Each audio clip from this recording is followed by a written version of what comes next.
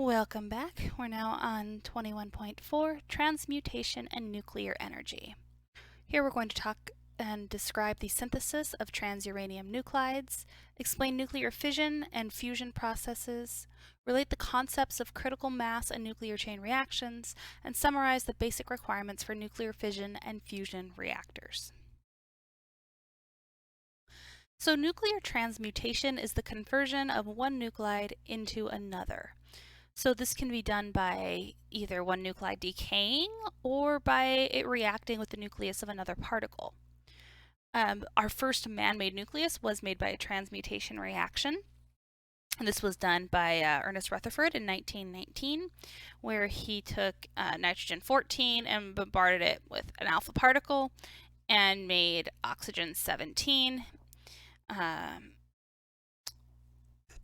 A lot of times now, particle accelerators are used to reach the necessary kinetic energy for the reaction to actually occur.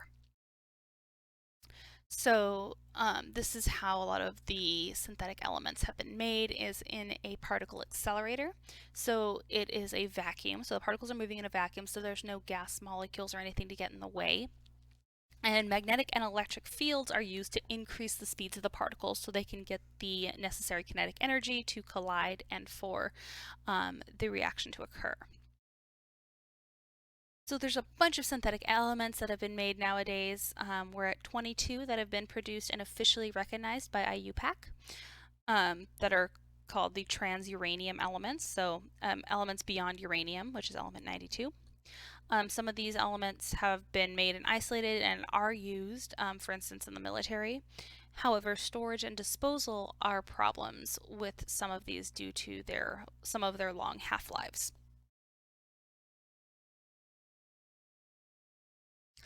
So this is a picture of a small section of the Large Hadron Collider, in Geneva. So this is at CERN, Conseil Européen pour la Recherche Nucléaire, or the European Council for Nuclear Research, because I probably just completely butchered that name. And this is really where all the research into fundamental particles happens. This is the Large Hadron Collider, or LHC, is 27 kilometers or 17 miles long and circular, and the largest particle accelerator in the world. So the particles are boosted to a high energy and then collide with each other or with stationary targets at almost the speed of light. So it's pretty crazy. In 2012, actually, experiments at the LHC, they were able to make the first observations of the Higgs boson particle, which has been long theorized, and now it was actually able to be observed.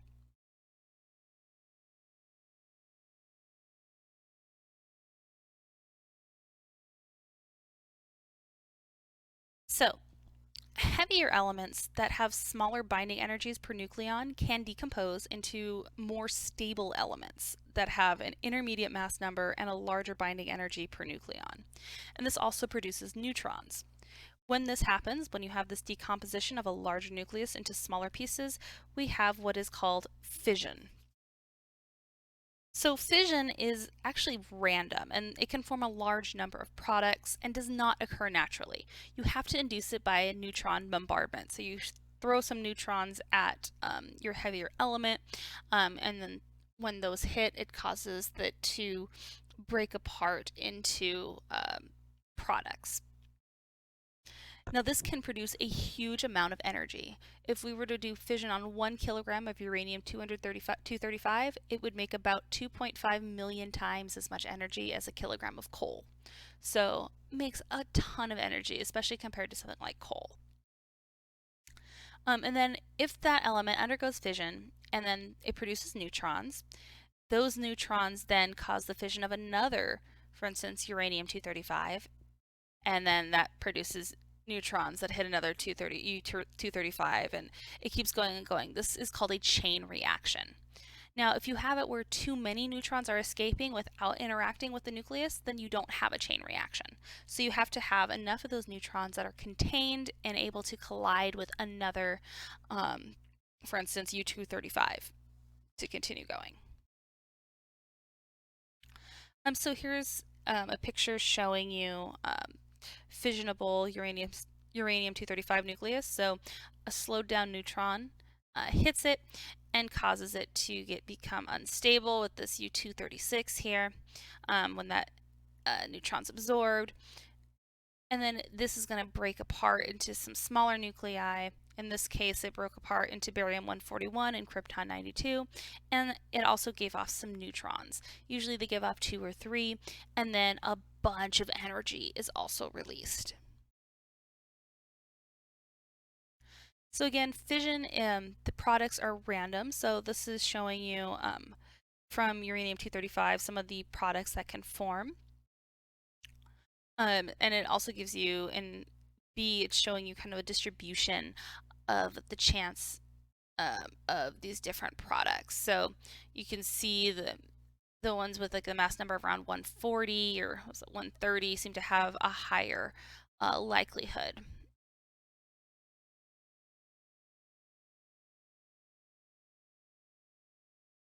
And this is showing you kind of what a chain reaction. Sorry, it's kind of blurry, but basically, we started here, and then these 3 neutrons then each go and hit another uranium, which then each of those uraniums undergoes fission and produces neutrons, which then can go and hit another nucleus.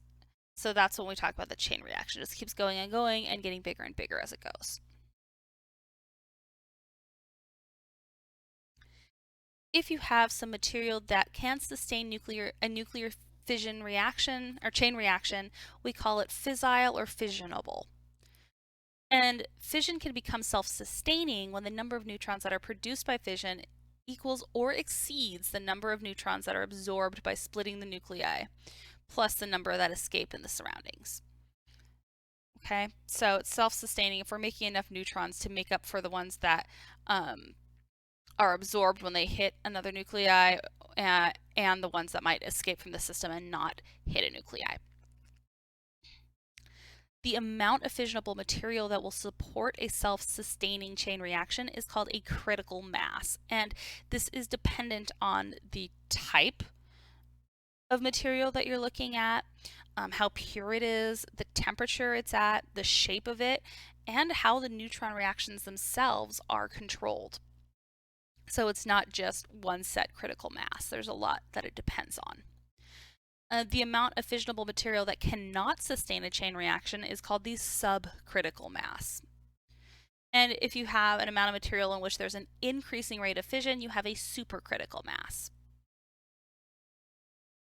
Now, atomic bombs contain several pounds of fissionable material. It's either uranium-235 or plutonium-235. They also have a source of neutrons and an explosive device that compresses it quickly into a small volume. So what's happening is by bringing it together quickly, you're forming this body that has a mass that's larger than the critical mass. So this is not going to let as many neutrons escape. And so because of that, the neutrons then are going to hit more of those nuclei, causing a chain reaction and then an explosion of energy.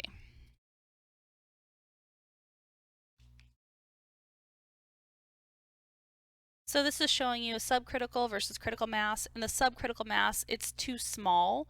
The fissile material is too small and too many neutrons are able to escape, so we don't get a chain reaction. Whereas the critical mass, it's large enough where the neutrons are still contained this is going to induce fission and create a chain reaction because it's containing more. So these are the 2 types of nuclear bombs.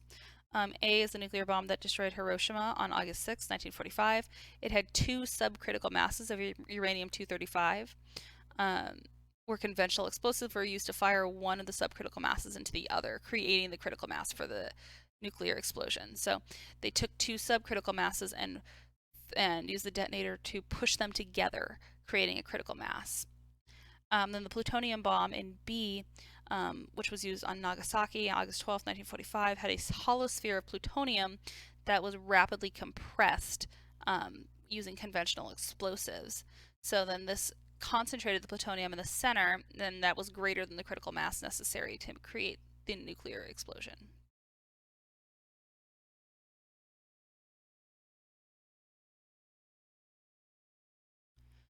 Now we have nuclear reactors, and these control and sustain chain reactions of fissionable materials without explosions.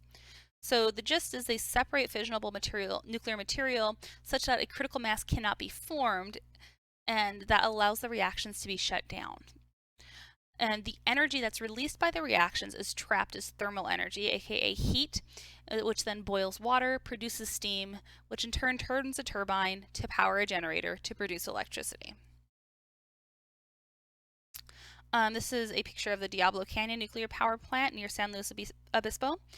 This is currently the only nuclear power plant in operation in California. Those domes that you see are containment structures for the reactors themselves. And then this brown building here has the turbines where the electricity is made, and they use the ocean water actually for cooling.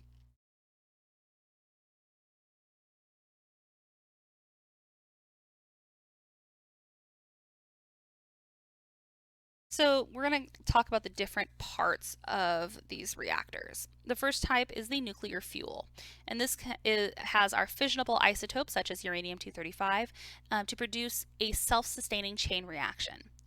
Now, a lot of times these ores, for instance, uranium ore does not have enough of fissionable uranium, so it has to be enriched to contain give it a high enough concentration that's fissionable. So when you hear enriched uranium, that's what they're talking about. There's a few different methods. The U.S. only uses gaseous diffusion to enrich our uranium. There's also gas centrifuge and laser separation. But basically, for the gas diffusion enrichment, uranium hexafluoride flows through different barriers that have holes that are barely big enough for it to pass through. And then the uranium hexafluoride, where the uranium is 235, goes through faster than the molecules that have uranium 238. So it goes through a bunch of different barriers so that the 235 is able to separate faster and until it's at a high enough concentration. Then it's collected and cooled and taken to a fabrication facility where it's made into fuel assemblies, which consists of fuel rods and some thimble-sized ceramic encased enriched uranium. So little tiny fuel pellets. What's kind of crazy is these modern nuclear reactors can have as many as 10 million of these pellets, and the amount of energy in one pellet is equal to that in almost a ton of coal or 150 gallons of oil. So a lot of energy.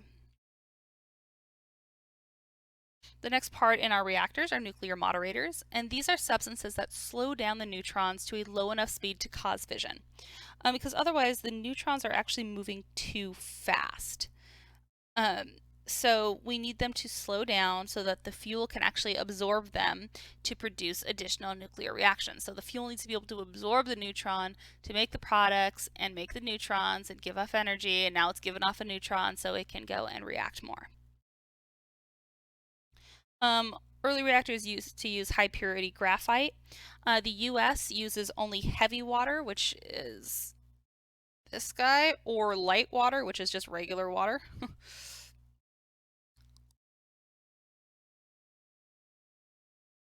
But in different countries around the world, they might use water, or they can also use carbon dioxide, beryllium, or graphite for the nuclear moderator. The next thing is the reactor coolants, and these carry the heat that's produced by the fission reaction to an external boiler and turbine where it's transformed into energy. So the U.S. Uses water. All nuclear power plants in the U.S. use water. But there are other coolants such as molten sodium, lead bismuth mixture, or molten salts. It's kind of crazy to think that molten sodium and molten salts are coolants, right? That's something that's always kind of fascinated me. Next, the main problem with nuclear. control rods, and these control the fission rate of the nuclear fuel by adjusting the number of slow neutrons present to keep the rate of the chain reaction at a safe level. So these might be made of boron or cadmium or hafnium or anything that can absorb neutrons. And then the deeper that these rods are inserted into the fuel element in the reactor core, the slower the reaction rate, because what's happening is now the rods are getting in the way and absorbing neutrons. So if you pull them all the way out, then there's nothing to absorb neutrons, so the reaction is just going to go. Whereas you put them in more and more, they're absorbing neutrons and keeping the fission rate level. So the more neutrons that are absorbed, the slower the rate. And if the rods have to be fully inserted, then that shuts down the whole chain reaction. So this is a nuclear reactor core shown here on the left, which has the fuel and the control rod assembly. That's kind of there's a close-up of it in B.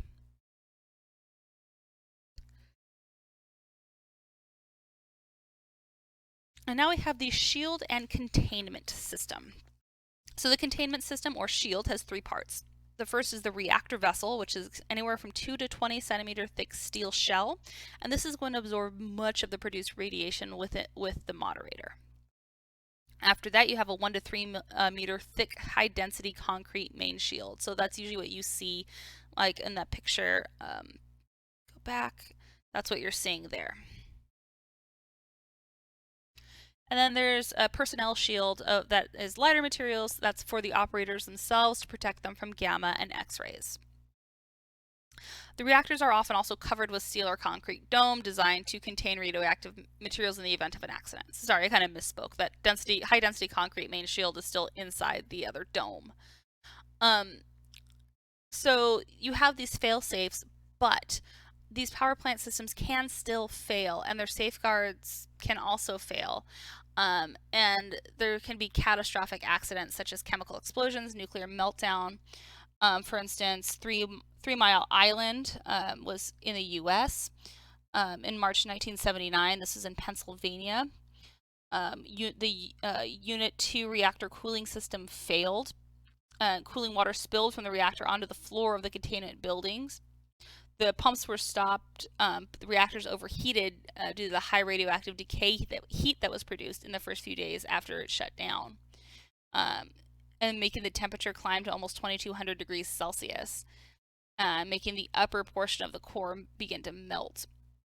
And then the fuel rods themselves had a zirconium alloy that began to react with steam and produce hydrogen gas.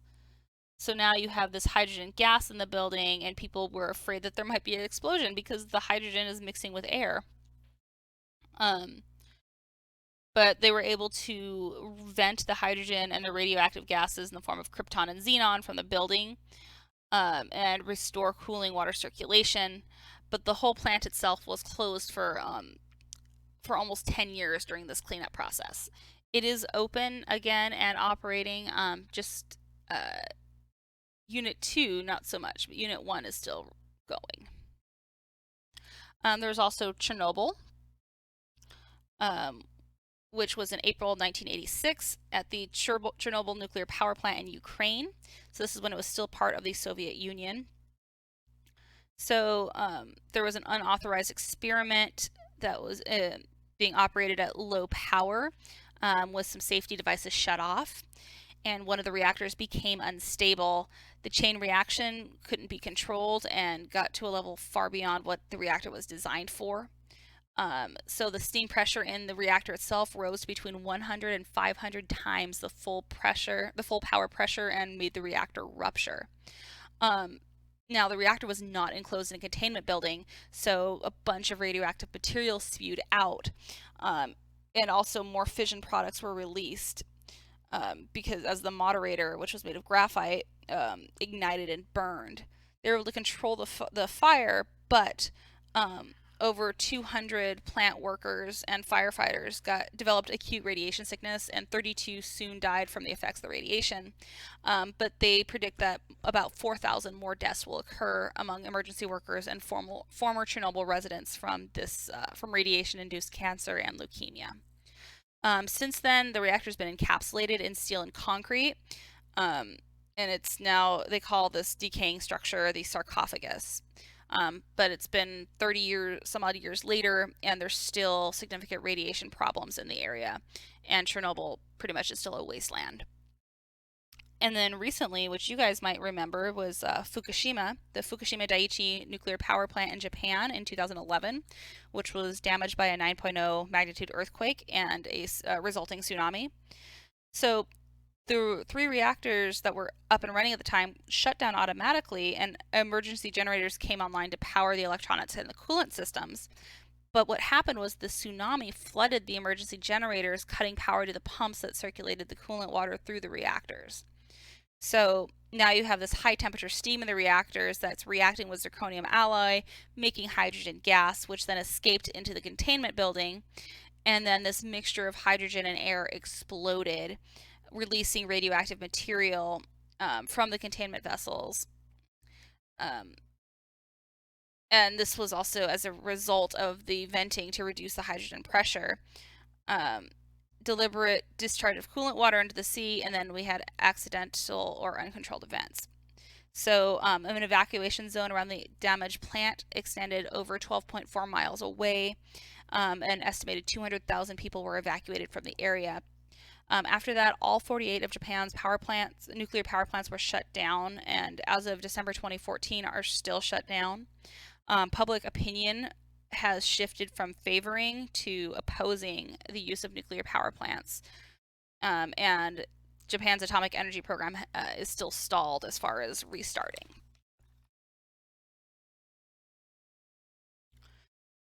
Something else that has to be considered is that 99.9% of the mass of the nuclear fuel remains in the fuel rods as fission products and unused fuel. It's only 0.1% of the mass that's converted into energy. Plus, these fuel rods have to be changed every few months to years, but there's a very big issue of the disposal because these fuel rods have a bunch of radioactive material now that they have absorbed. So, I mean, what do we do with them? How do we store them? How do we process them? And that's a big problem. There was, at one point, there's a mountain, I forget what state it is, there's kind of stuffing it in there. Because these products have very high half-lives. So, what do we do with them? What person wants to live around nuclear waste? Doesn't matter how contained it is, as, it's seen by some of these nuclear disasters. It's definitely something that has to be thought of. And really, using nuclear for the U.S. is going to depend both politically and scientifically on people and coming up with a satisfying answer for what to do. So I don't really have an opinion on nuclear energy, to be honest with you guys. I see both sides of it. It produces a lot of energy, but there's a lot of downsides with the waste. So I want you guys to form your own opinions. In picture A, that's a picture from 2010 of 3 Mile Island. And you can see the damaged Unit 2 structures are still there. They're just not being used. Whereas Unit 1 is still up and running. And then in B, President Jimmy Carter, that's him visiting the Unit 2 control room a few days after the accident. And here, this is from the result of the Fukushima Daiichi meltdown. In A, there's contaminated waste that's being removed, and then in B, it's showing you the evacuation zone. And it was set up around the plant areas that received heavy doses of radioactive fallout.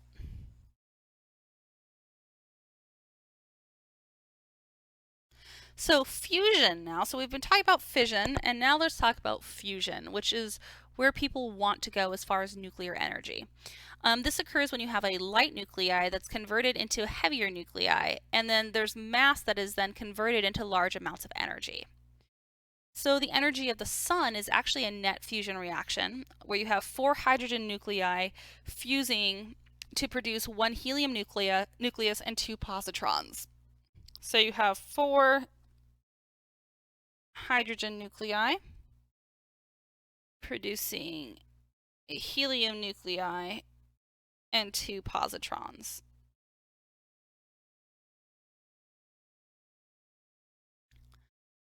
So what's interesting though is this mass of the helium, the helium nucleus mass is 0.7% less than the 4 hydrogen in total. So this makes 3.6 times 10 to the 11th kilojoules of energy per mole of helium nuclei produced. That's even more than the energy made by fission. One of the problems is that we need very, very high temperatures to start these reactions. We're talking 15 million Kelvin or more. And at these temperatures, all the molecules dissociate into atoms, which then ionize and form plasma. Interestingly enough, thermonuclear weapons can give off enough energy to produce these temperatures, but we're talking about thermonuclear weapons. Fusion reactors, something proposed to control fusion reactions. But research is still being done on techniques to contain the plasma, both the density and temperature that's necessary for a fusion reaction to occur. So this is something that's still ongoing. We don't have an answer. There's still no self-sustaining fusion reactors, but there have been some small scale, not small scale, controlled fusion reactions that have been able to be run for very, very short periods. But that is progress, right? And I believe that does it for 21.4. First, this picture. So in picture A, that is a model of the International Thermonuclear Experimental Reactor, or ITER reactor. And then in picture, it's currently under construction in the south of France. They're hoping to complete it in 2027. It'll be the largest experimental tokamak nuclear fusion reactor. They're hoping they can do some large-scale sustained energy productions. And in B, in 2012, the National Ignition Facility at Lawrence Livermore National Laboratory briefly produced over 500 terawatts of peak power, delivering 1.85 megajoules of energy, which is the largest laser energy ever produced and 1,000 times the power usage of the entire United States in any given moment. So this only lasted a few billionths of a second. But the 192 lasers attained the conditions needed for nuclear fusion ignition. So we're getting there. And then in B, it's showing the target prior to the laser shot.